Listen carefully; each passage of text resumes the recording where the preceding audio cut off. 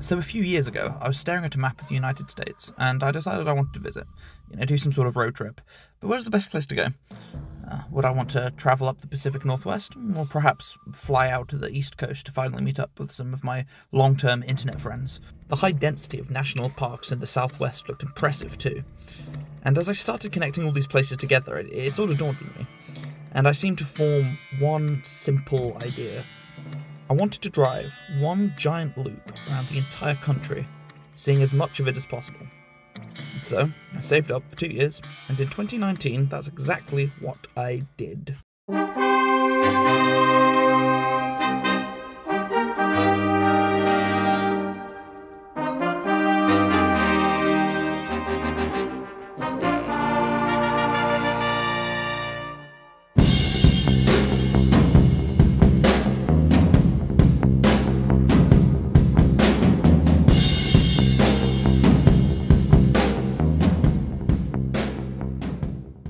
After plotting out every location in the US that I wanted to visit on one great big map, I eventually came out with something that looked a bit like this. Connecting all these dots together, you can start to see what my planned route was for the entire trip. But where to start? Well, I previously mentioned I had friends on the East Coast, so Boston or New York seemed like a good place to start. Not exactly. See, I was doing this trip on the cheap, so no fancy restaurants and certainly no hotels. So I figured, why not get like a van, like an RV, like a classic American camper van kind of thing. Nope, couldn't afford that. So I looked into the cheapest possible camper van rentals, and that led me to this company, Travelers Autobahn. I'm not sponsored, but if you want to sponsor me. I think they're an Australian company, but they did have a depot in Los Angeles. Sorted. I'll start in Los Angeles then. But before any further planning, I first needed to work out exactly how long can I stay in America for. I know, as a British person, it's quite easy to get an ESTA, which would allow me to stay in America for up to 3 months.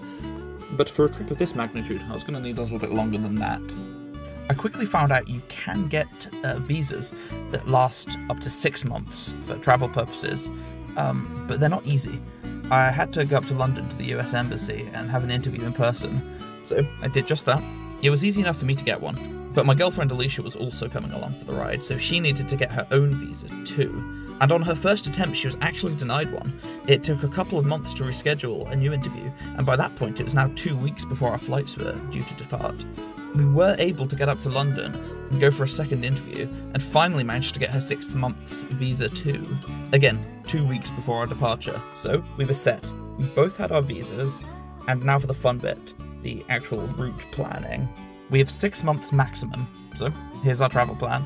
Starting in Los Angeles, we'd spend a few days bumming around the city before picking up the van, at which point we'd promptly escape the city and head into the mountains, check out the national parks there, then drive back towards the coast, through San Francisco, travel north, making sure to check out any national parks as we go.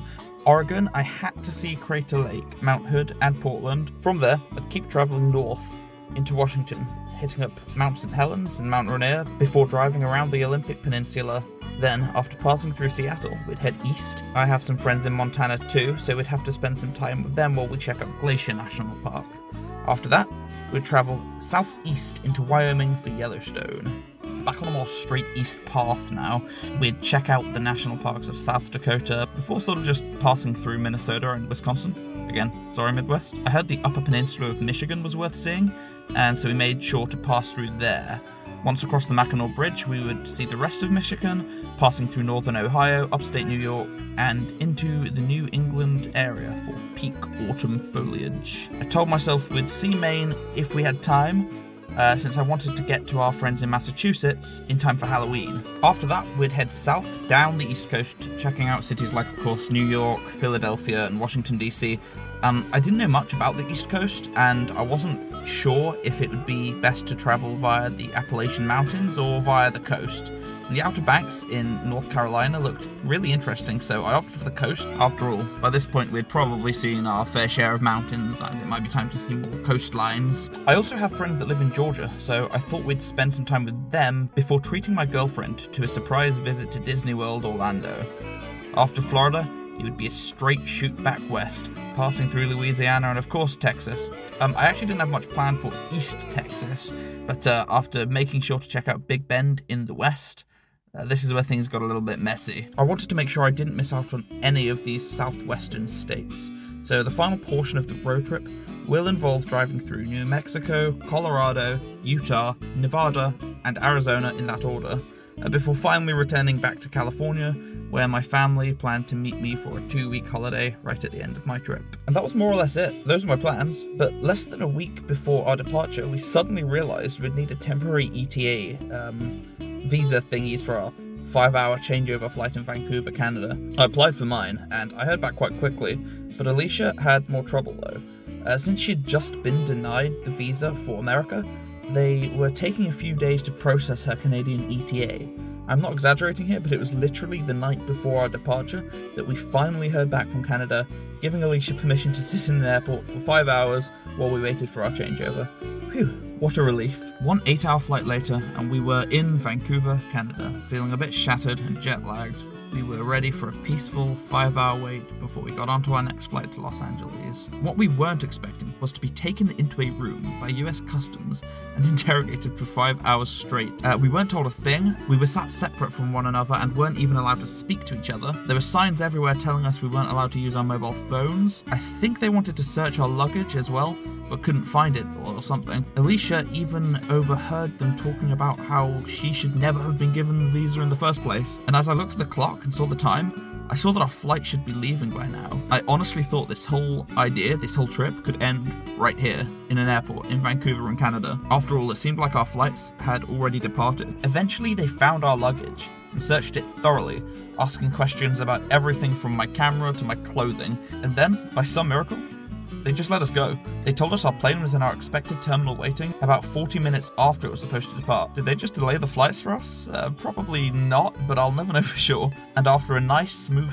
3-hour flight towards Los Angeles, we finally made it. We got an overpriced taxi to our hostel on Venice Beach. After all that introduction, I can actually show my video footage. And for anyone living in Los Angeles, I'm sure this is nothing special, but for me, I saved up for this trip for years by working in a small pub in Cornwall in England, and this was incredible. And what a relief after all that. We were finally here, together, about to start the trip of a lifetime.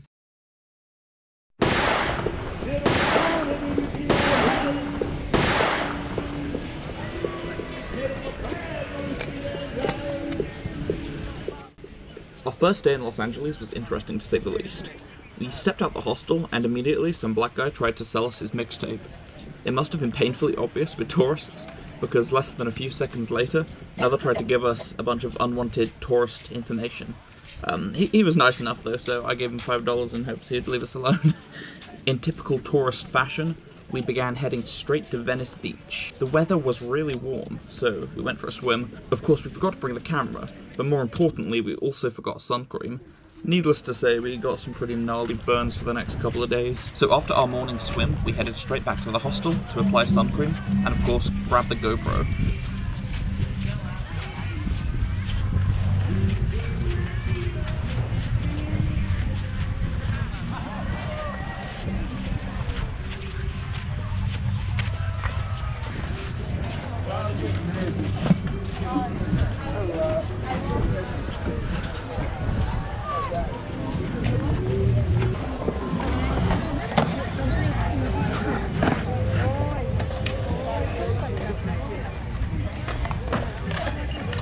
We watched these guys skate for a bit. Impressive.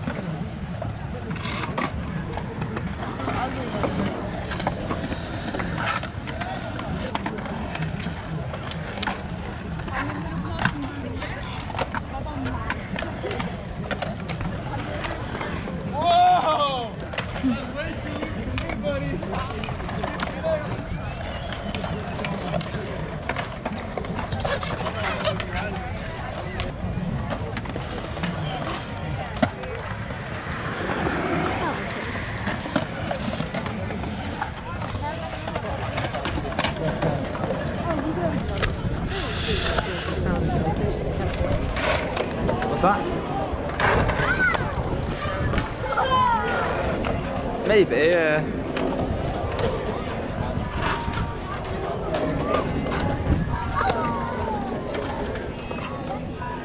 Very impressive.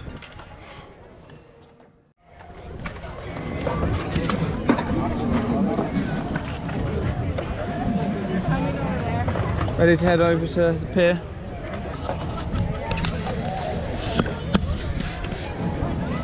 Then we walked down the Venice Beach boardwalk towards Santa Monica Pier. There were a whole load of vendors along here trying to sell us stuff. We bought a slice of pizza each, and I got my sister a birthday present too. More people trying to sell us mixtapes. Let's go. Bang!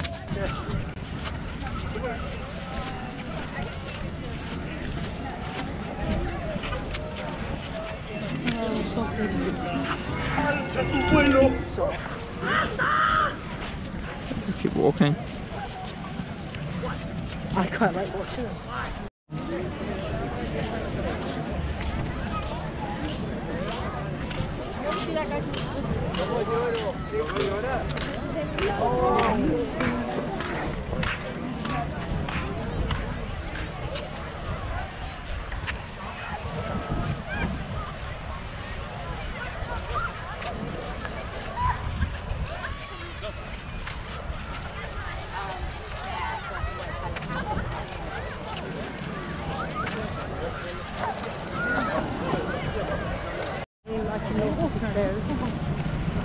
Oh yeah, did see those. Oh, I've got one of it lighting up. Oh really? Yeah. Well done.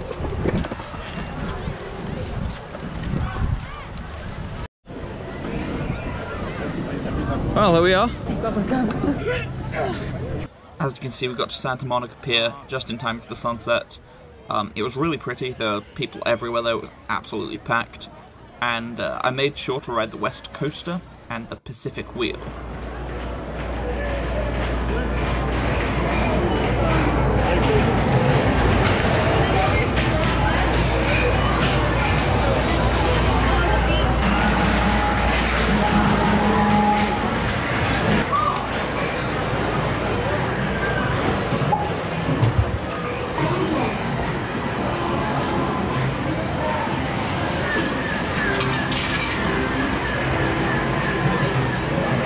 What are you thinking? I'm thinking there's some ugly toys. Yeah.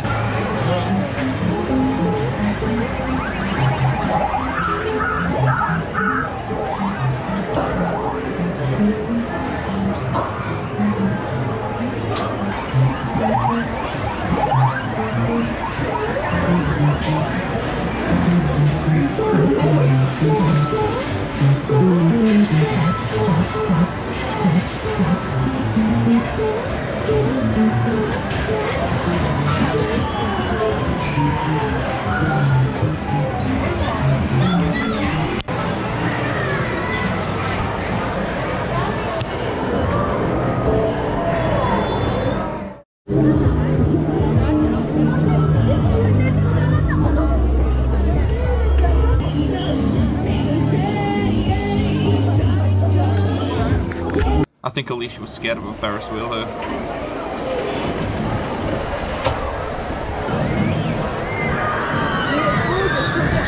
Yeah. That'll be a good shot. Oh, you're not scared on this, are you? Aww. Oh yeah, the octopus is nice. Look at this, this is lovely. Pretty high now. Yeah! Yeah? Don't be mean.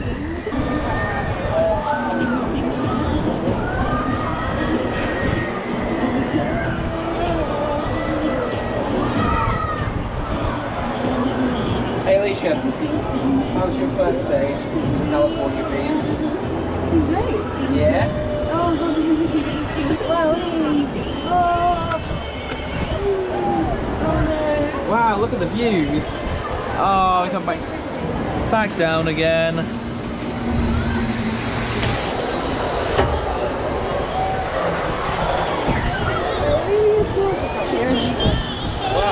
to see so much. Yeah. You get a better view than I do on your side.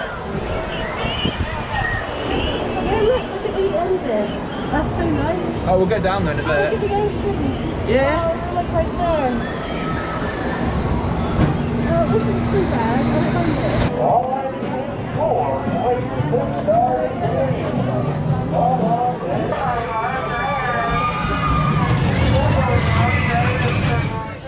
After this, we worked up quite the appetite, but we'd already spent a bit too much for our first day.